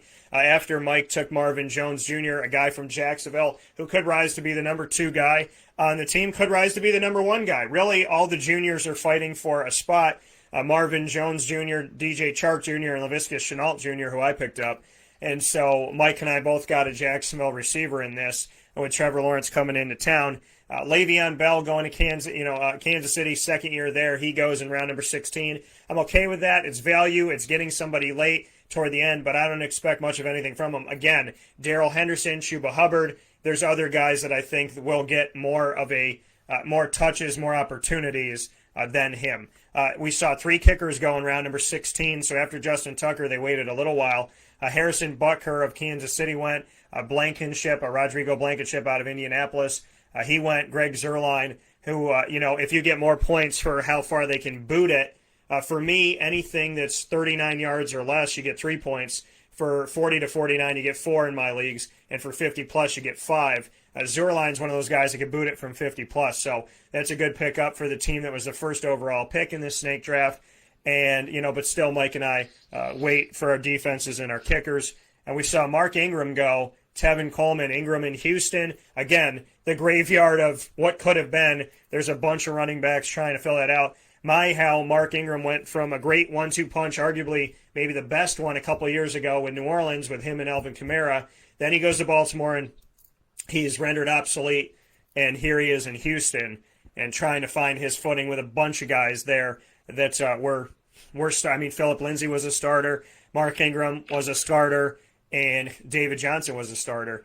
Tevin Coleman, who's now with the Jets, who came from San Francisco, came from San Francisco with Kyle Shanahan, was with Kyle Shanahan before that in Atlanta, and now is a New York Jet. So some of these guys I just don't think are worth picking up. I think they're worth a free agency look during the season if there's an injury or if they start showing up. But that leads me to my pick, Mike. What are your thoughts on what's happened since your Marvin Jones pick before I get ready to take a defense or a kicker at this point? Well, I saw Lev Bell go in there, and that raised my eyebrow. I saw 3 kickers go, and that's going to be my last pick. So 4 kickers are off the board already. Almost half the teams have already taken kickers. All top 5 of my defenses. I'm 3 picks away from picking. 3 guys are going to pick that I'm going to pick. My 5 top defenses are all still available. So I'm going to get a top 5 defense. I'm probably going to get a top three or four defense, because who knows what the computer and yourself are going to pick. I don't know what direction, but I feel safe by the math. Yeah. The kickers score a lot of points. Yeah, go ahead and take one of them in your first round then. You know what I mean? It's going to happen. It's just like the quarterback situation. Some of them are going to go down. You're going to make changes. Your team, that's the great thing about fantasy football. Your team is not in cement in most cases after the draft. Usually what happens is you have some time. You have some time to adjust. You can drop players, put players on the injured list. You can trade players and so forth. So at this point in the draft, if you feel like, I'm going to miss out on this guy, I'm going to miss out on that guy, take a breath. If you're using our system, continue to stick with the plan. I'm going to take my defense next, and I'm going to take my kicker last. Yeah, and that's what I'm going to do as well. Defense, then kicker. It just is the way that I used to go. It's the way I think I should go. Washington's got some stuff to write home about on defense. Tennessee has only made their defense better over the years, and the AFC South should be concerned about that. But I'm going to go with the defense that won a Super Bowl. I'm going to go with Tampa's defense. I don't think I could lose with any one of these three. And, there's also a few other ones you could look at, but I'm going to go with the Bucs defense as my defense that I'm taking here. And then we see running back Hawkins out of Atlanta go here. I don't think that is a worthy pick of anything. Marlon Mack, who's all but a forgotten man in Indianapolis. I think he'll get some touches, but it's Jonathan Taylor's team after such a nice rookie season of over 1,000 rushing yards. So looking at this right now, Mike, we're up to you. I don't think the picks taken after me really did anything to affect you or anybody else in a negative way, but my Bucs defense has been taken, which leaves you with a bunch of pretty-looking defenses here for your 17th round pick. Yeah, I want to speak on that Hawkins pick. That's not that bad, because Mike Davis has had opportunities to be the guy, in Carolina, but he's coming in, from rep one as being the number one guy. Hawkins, a rookie, I think they're going to want to get him on the field, see what he can do. If he has the pass blocking down, he's going to be a threat to Mike Davis. But, at this late in the draft, why not take a chance like that? Michael Mack is just an insurance policy as well. But that same computerized pick took Lev Bell, who's not even rostered on a team right now. Mark Ingram, I think, is a stretch. Tevin Coleman's a stretch. So your Buck defense pick, that's the number one defense on my rankings. I'm going to go with the number 2 defense on my rankings here, and that's the Pittsburgh Steelers. So again, saving my defense to my second to last pick, I got my number 2 defense. So don't sweat defense. And may the record state that I was the first person to draft a defense in this draft, which will probably never happen, because when we do our drafts on-site on location at the Wildcat, like I said, somebody always takes a defense in the 4th round or the 6th round or the 8th round or the 10th round, something like that. So I don't know if I've picked a defense first in a decade, but let the record state that I did. So Mike takes Pittsburgh's defense, and then we see a run on kickers. We see Young Ho Koo, my dude. So love the name from Atlanta. The kicker goes. Bass goes from Buffalo. Sanders goes from Miami. And Robbie Gould, the old faithful, goes from San Francisco. And now we're seeing a run on defenses: Jets, Patriots, Jaguars, Texans, leaving a bunch of other good ones out there. So I don't really understand that. Which leads us to Mike taking his kicker. Mike, oh my goodness, there's kickers that were taken. What will you ever do with your life? If only there were 32 teams with kickers you could trust in, because in this world's NFL, if you miss a couple field goals or an extra point or two in a week or two, then you may not be on that team anymore. So, it's a very tough job to get, and so they got to do what they're asked to do, Mike. I don't know how you will ever survive having to see so many kickers off the board with 8 kickers off and only 24 teams to choose from. What will you do? Yeah, I'm going to go with the number 3 kicker on my projection. So waiting the last 2 picks, I got my number 2 defense. I'm going to get the number 3 kicker, and that's Will Lutz. I think he's going to have an opportunity to put up a lot of points with the Saints again. So Mike going with Will Lutz, and the rest of the league going here with defenses, Saints and Giants defense. That leaves me to my kicker. I can either go with Matt Prater, Mason Crosby, There's a bunch of guys out there that I may like.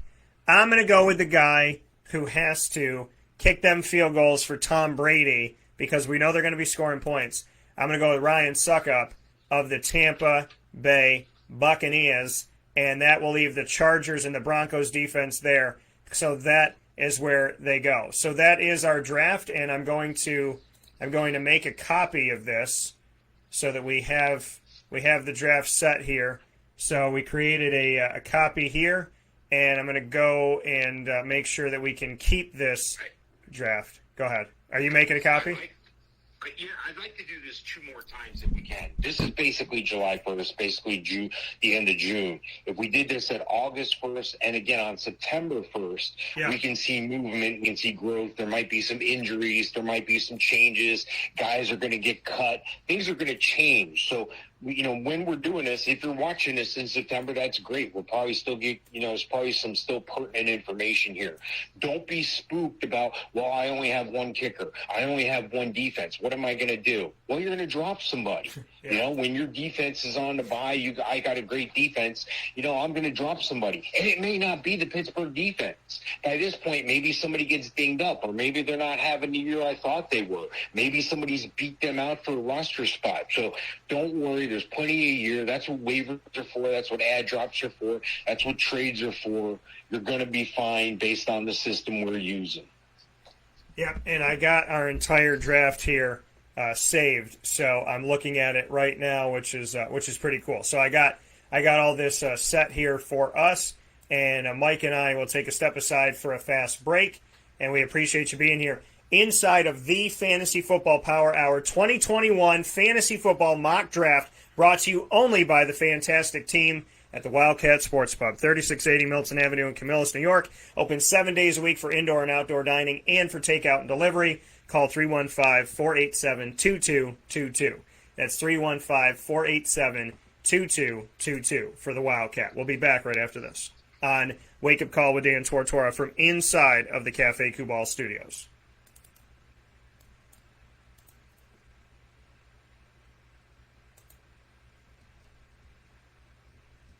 Carvel DeWitt, it's what happy tastes like. Do you know why? Because we make ice cream. Creamy, rich, flavorful ice cream. Not yogurt or iced milk like some of our competitors. Ice cream.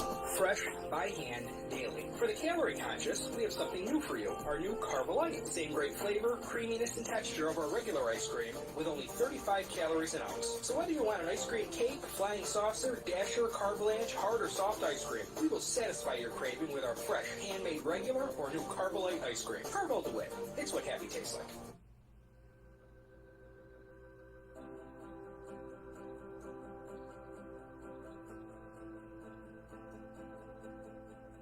Cafe Cabal offers same-day local delivery of our products, offering no delivery charge for Onondaga County.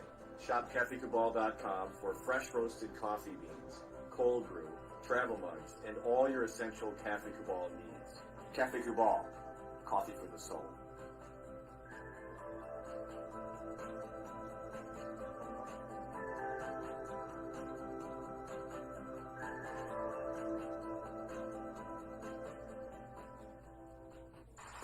The Wildcat Sports Pub in Camillus, New York is located on 3680 Milton Avenue in the Home Depot Plaza. It is your family-friendly sports bar and restaurant. Folks, some sports bars aren't family-friendly. Some family-friendly restaurants are not sports bars. The Wildcat Sports Pub in Camillus, New York is proud to be both. It is that marriage that you've been looking for years. The Wildcat Sports Pub is your home base for your sports bar and restaurant needs, games for the kids, indoor and outdoor activities, and enough things on the menu to come back every single week and get to try something new. They're open Sundays from noon to 8 p.m., Monday through Wednesday, 11 a.m. to 11 p.m., and Thursday through Saturday from 11 a.m. to midnight. For reservations and party information, call 315-487-2222 for the Wildcat family-friendly sports pub and restaurant.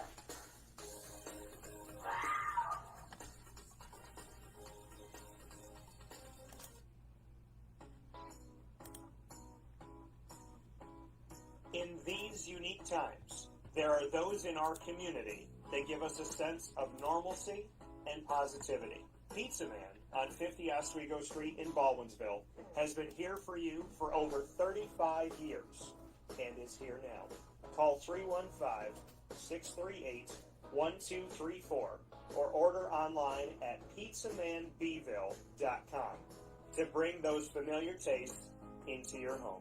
And remember to come see our monthly on-site broadcasts centered around the community and our Baldwinsville Bees.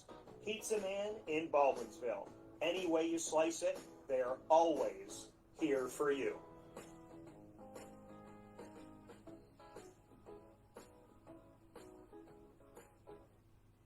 I'm George Townsend of Honda City with some good advice from buying a new car. The true cost of owning a new car is determined by the appraised value when you trade it. No vehicle appraises higher than a Honda. Next, look for low APRs and deep discounts. You also want low maintenance costs and great fuel economy. That's why my advice to you is to buy a new Honda. Looking for you and visit our Honda Certified Used Car Center. Honda City, 7140 Henry Clay Boulevard, Liverpool, or HondaCity-CNY.com. It would be a pity if they don't shop at Honda City. This is Jimmer Sikowski, owner-operator of Chick-fil-A Cicero, 7916 Brewerton Road in Cicero, right in front of the Home Depot. I had a deep feeling that God wanted me to do something bigger with my life and to help people, help others. I kept putting Chick-fil-A in my life, and I realized as I was going through the franchise selection process that positively impacting the lives of others is really core to what we do here at Chick-fil-A. First of all, it starts with the food. The food is brought in fresh daily, and we bring in local produce. We prepare to order in the kitchen. We hand butter chicken. We hand spin our milkshakes. It's great food. It doesn't taste like fast food. I think the second thing is the way people feel when they come in a Chick-fil-A restaurant is different. We try to treat people with intentional kindness here, which is very different and deeper than good customer service. And so I think it feels remarkable for most people to come to a Chick-fil-A restaurant. And then lastly, the impact that we try to have in the community is very different. It's a big part of the expectation of every operator of a Chick-fil-A restaurant is that they're actively engaged in their community, they're a leader in the community, and they're making a difference. When they realize that what we're striving to do is to shine a little light in their life, that's a very, very different experience than you will have in any other quick service restaurant. And it's that remarkable experience that I think people will emotionally connect with.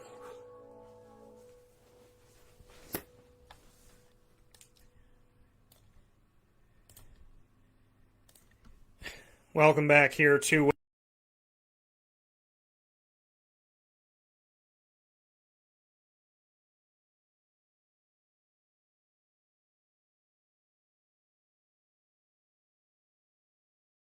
Hall of Fame FantasyFootball.com, and of course of our joint venture on Facebook, Winning Fantasy Football, the group that y'all need to join for free. And it's very easy to do. You go to Facebook, you click on Winning Fantasy Football, and all of a sudden you've joined our group.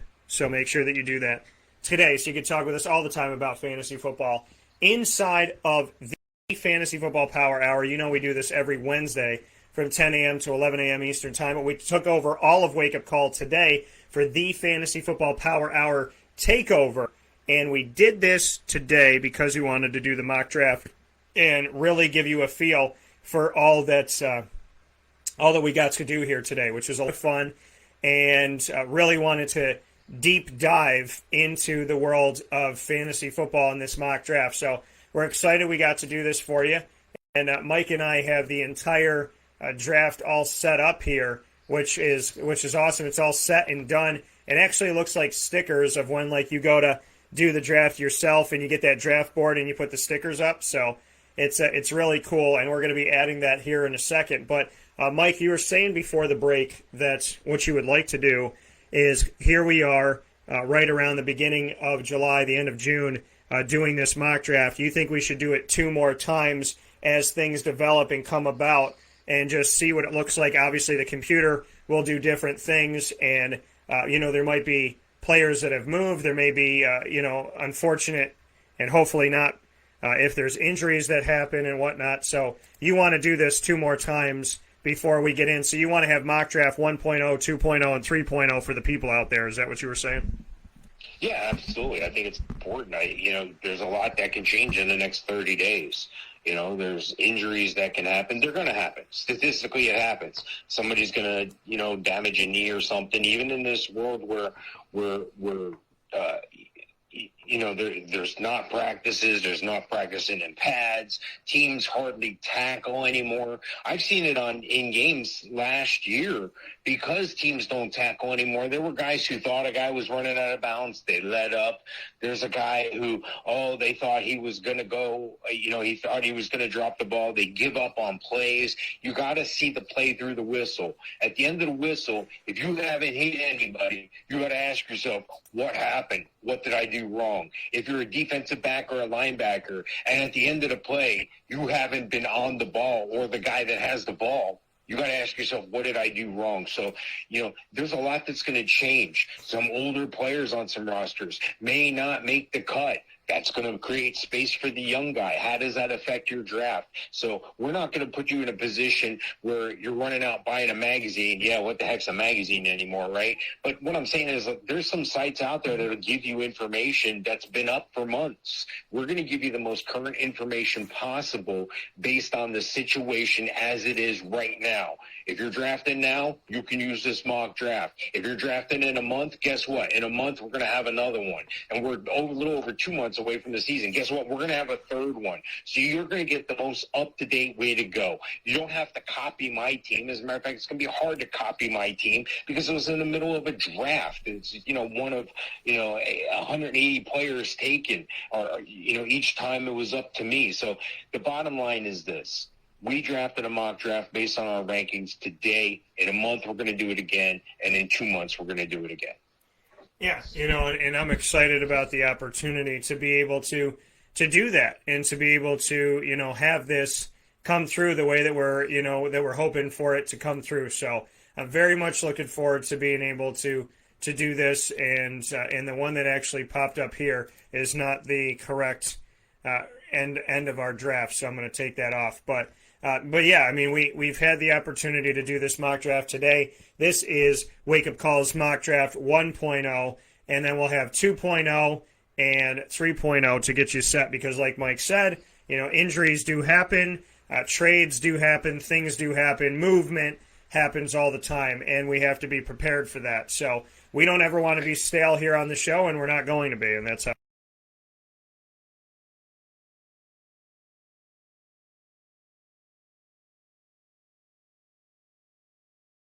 Yeah, the other thing that's good about doing these mock drafts is it gives me an opportunity to really get a chance to get a feel for how I do in the draft.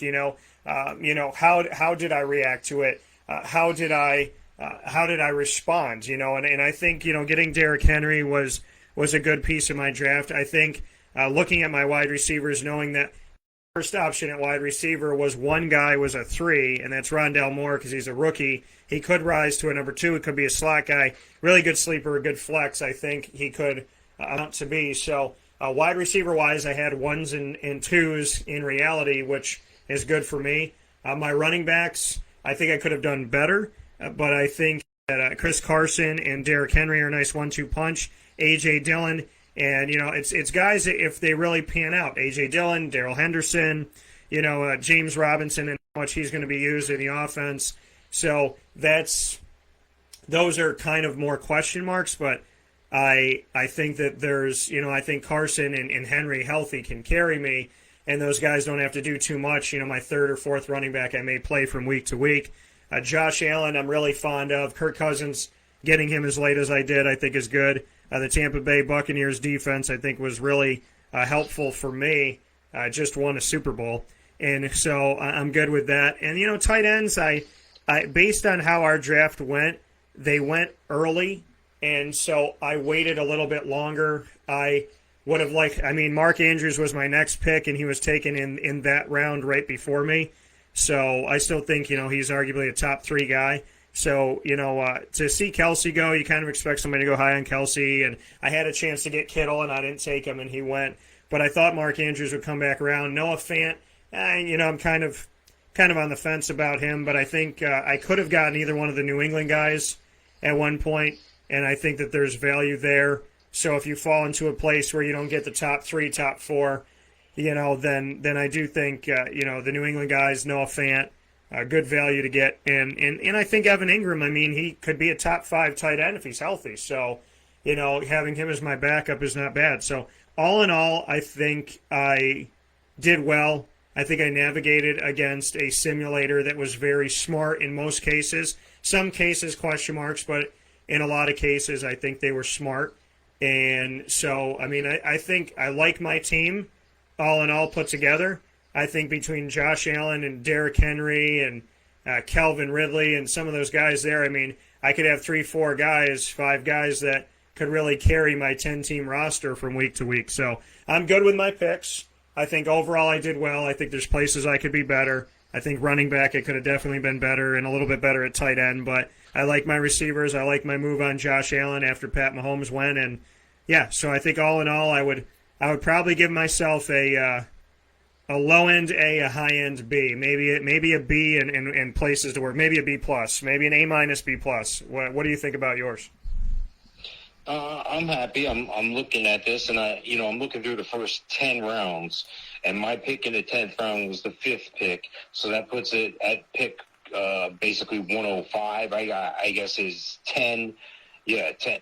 No, I'm sorry. I was yeah, because it was coming back that way. So I have 105 picks. Those 10 players, the lowest one I had ranked was 73. So that means there's 27 guys that I was able to go around because my projections are different than other people's. My rankings are different than other people's. And I'm not afraid of that. As a matter of fact, I'm excited about that because I know what my history is. I know what I do when I'm using this system. So whether you're using my system, whether you're using somebody else's system, find one that you like. Find one that you feel good about. Find one that's going to deliver. Find one that's going to guarantee results. That's what I try to do at my website, HallOfFameFantasyFootball.com. And that's what I try to give every time I talk to a potential client or a friend or somebody on Facebook or somebody in the Facebook group. I'm not afraid to give out information. When you go to my site, you're going to see rankings for everybody, whether they're a rookie, whether you're dynasty, whether you're PPR, whether you're standard scoring. I'm not afraid to put all that stuff out there because I know you're going to do business with me in other parts. I have the adjusted explosive index available, which will help you rank the wide receivers, not worrying about what team they're on, but worrying about their skill set, their speed, and so forth, and that's been proof positive. That helps tremendously if you're in a dynasty or keeper league. But again, what I was saying before, I'm 73 as the bottom ranking at my top 10 positions. That was Mike Davis. So that means that I got out of the top 105, 73 of them were in my top 3. So I'm 25% ahead of everyone else in the draft at that point with my starters. So I feel good. It's like I got an extra pick every 4 rounds or so. However you need to look at it, get whatever system you're comfortable with. Follow that system and stay true to it. What people, I've had customers in the past, they call me up and they go, Mike, I drafted, we did everything just like you said, but I recently dropped so-and-so and picked up so-and-so. And I'm like, well, why did you do that? Well, I thought, that was the problem. You thought, you know what I mean? If you have a question about it, if there's a question at all, see me. Ask me questions. I'll help you the best I can. I'm not a Houdini. I'm not, a guy who can see the future, but pretty scary how close I can get at times. So, I'm proud of where I'm at. I'm proud of what I'm doing, and I'm proud to help you win your championship. Results are guaranteed at HallOfFameFantasyFootball.com. Yeah, coming from Mike Sofka, HallOfFameFantasyFootball.com, our joint venture of Winning Fantasy Football on Facebook. Join us today, the Winning Fantasy Football Group. You just go to Facebook, to that search Facebook bar, and type in Winning Fantasy Football and click join. Mike, as always, I appreciate your time. Check him out at HallOfFameFantasyFootball.com. We'll be posting our draft results, and you'll be able to look at those on our website and on social media. In the meantime, Mr. Sofka, I will find you on YouTube.com/WakeUpCallDT, as where everybody will find all of our fantasy football shows, and we'll be adding a plethora of them to WakeUpCallDT.com and sharing them on our social media so that you can get ready for your draft. We have done every single quarterback situation in the AFC and the NFC, every backfield of the AFC, every backfield of the NFC in separate shows, every receiving core, wide receiver, and tight end of the NFC and the AFC. And now we have our mock draft 1.0. All of this information crucial for you, and we will be sharing that on wakeupcalldt.com. There are obviously already up on youtube.com/wakeupcalldt, and they will be added to our social media at wakeupcalldt on Facebook, at calldt on Twitter, and at wakeupcall_DT in the story on Instagram. We'll put up some stuff as well. So, Mike, thank you as always for your incredible effort and everything you bring forward at HallOfFameFantasyFootball.com. And now that we have a library for people to go back and look at and listen to, I truly appreciate the fact that we are more than preparing people for their drafts. And by preparing you, we're preparing ourselves. So it's all, one hand helps the other, so to speak. And here we are at the end of June, and we've been talking to you about preparation for your draft since, January. So you have no excuses. And as always, Mike, I have no better partner. So thank you for all that you do with fantasy football and in general. Awesome, Dan. Thanks again for the opportunity. I look forward to speaking with you again soon. Sounds good. That coming from Mike Sofka here of Hall of Fame FantasyFootball.com, and we are getting set here to round out the rest of the week on Wake Up Call with Dan Tortora. We'll take another step aside here where sports meets that thing called life. They'll hear from some of our great partners here in Central and Upstate New York, and then we're right back at it inside of the Cafe Cuball studios right after this.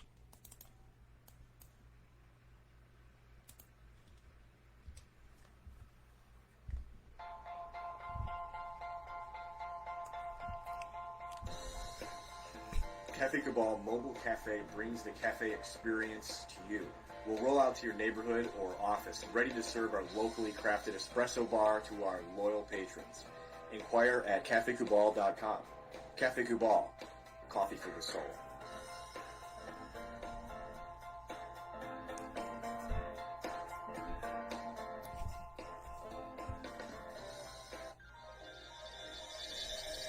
Ma and Pa's Kettle Corn and Popcorn Factory, located on 201 7th North Street in Liverpool, is home to over 40 flavors with more than 200 flavors in their total wheelhouse. Sky's the limit for this sweet and savory Central New York company. Keep it local at your parties, fundraisers, wedding showers, baby showers, and more by calling 315-450-MA-PA. That's 315-450-6272 for popcorn bars with custom flavors and colors at your upcoming event. Make sure to visit them on 201 7th North Street in Liverpool, New York. And for more information, go to maandpazsnacks.com. Ma and Pa's Kettle Corn and Popcorn Factory. How corny are you?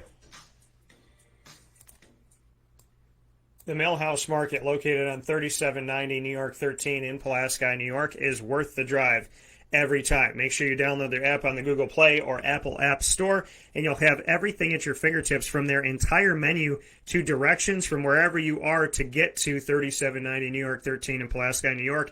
So on that app, you can look at the whole menu, see what's in each of the things you're looking at ordering, and get directions on how to get there from whatever location you're currently at.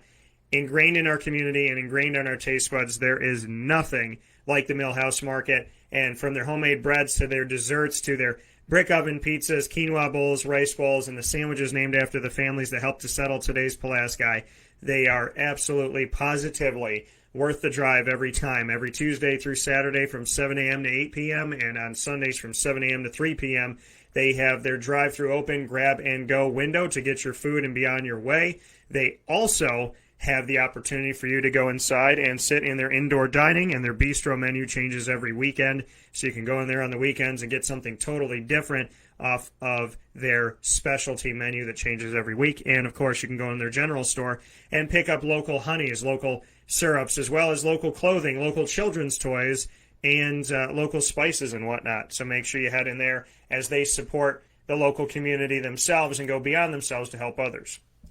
Avicoli's on the corner of Route 57 and Wetzel Road in Liverpool, New York, is the home of our exclusive Liverpool Warriors athletic program show. Once a month, on site, on location, you'll find Wake Up Call with Dan Tortora at Avicoli's. And, of course, Tuesday through Sunday, you can find yourself at Avicoli's from lunch, dinner, and drinks Tuesday through Sunday open for you, with the pizza more casual side, as well as their fine dining, their bar, and their outdoor restaurant. They give you 4 restaurant experiences in one, plus takeout, delivery, and catering by calling 315-622-5100. Avicoli's, it's safe to say, has got you covered. You can also go to myavicoli's.com. Canine Camp Dog Daycare and Canine Campground Dog Boarding are your homes for your furry-loving friends. Look no further than their daycare and their longer-term dog boarding when it comes to needing help with your little one or your big one that you have in the house. They care about our dogs as family. They treat them as such. At the campground, they have their own cabins, and so they get to go to sleep and have some space to themselves. Then they can come out in the common area and play. There's turf outside and plenty of games and different things to jump on and whatnot. And they also bring each dog through a process to make sure they have the right temperament so that they play well with others. So they definitely go the extra mile to make sure that your dog is cared for, and every single week they are here for us, even on holidays. So thank you to Canine Camp Dog Daycare and Canine Campground Dog Boarding. PB&J's Lunchbox on 663 Old Liverpool Road in Liverpool, New York, is the new home of the food truck that you love so very much. It goes all throughout central and upstate New York, and you follow that PB&J's Lunchbox truck because you basically are lifted off the feet by the scent. And you follow the award-winning grilled peanut butter and jelly, as well as all of their amazing things that they offer there at PB&J's Lunchbox. And so you can find your way over to them now on 663 Old Liverpool Road in Liverpool, New York. Open Monday through Saturday from 9 a.m. to 7 p.m. daily, serving breakfast, lunch, and dinner all throughout the day.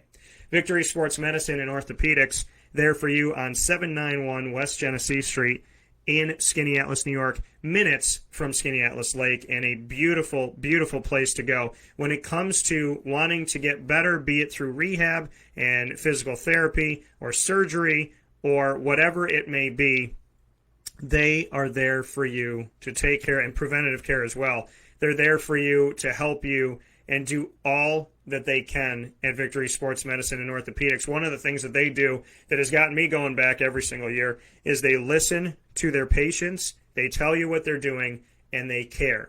Dr. Mark Petropoli, at the top of all of this, is a doctor that truly will sit with you, talk with you, and help you understand what's going on. He's hired a team that does the exact same thing. They know you by name when you walk through the door if you're a reoccurring patient, and I really just value how they treat people. And, I mean, how they treat people in getting us better, and how they treat people in general, and how they speak to you, and everything they do. So Victory Sports Medicine and Orthopedics, I don't have to tell you, but I will. For almost a decade, I have trusted them, and they are absolutely worth your phone call. 315-685-7544. It's 315-685-7544.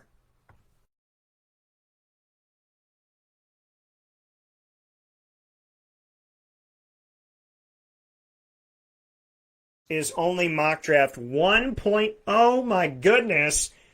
2.0 coming up next month. 3.0 after that.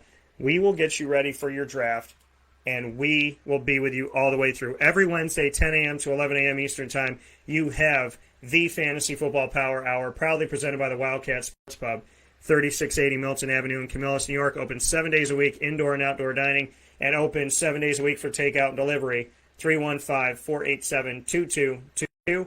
That's 315-487-2222. We appreciate you. We thank you for being here. We love doing the mock draft with you. We can't wait to do even more with you after this. So please take care and stay well this Wednesday. We'll see you in July, God willing, tomorrow morning. Plenty of stuff coming up on Wake Up Call with Dan Tortora. And we're rounding up this week with a special called Leave It on the Mound, which will be featuring local pitcher Bryce Zaccaro of CNS, which I can't wait to share the stage, share the room with him coming up here in just a couple days. So a lot of great stuff coming up on Wake Up Call with Dan Tortora. NBA playoffs come into full focus with Dave Paziak tomorrow. We obviously still have the annoying moment of the week, proudly presented by Carvel DeWitt.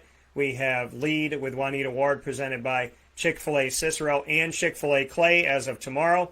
We're adding Chick-fil-A Clay to the fray, so welcome to the family.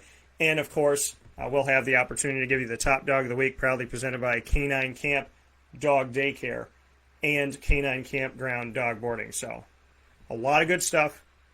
A lot of fun to be had. Amazing, amazing time, as always. So thank you for being here.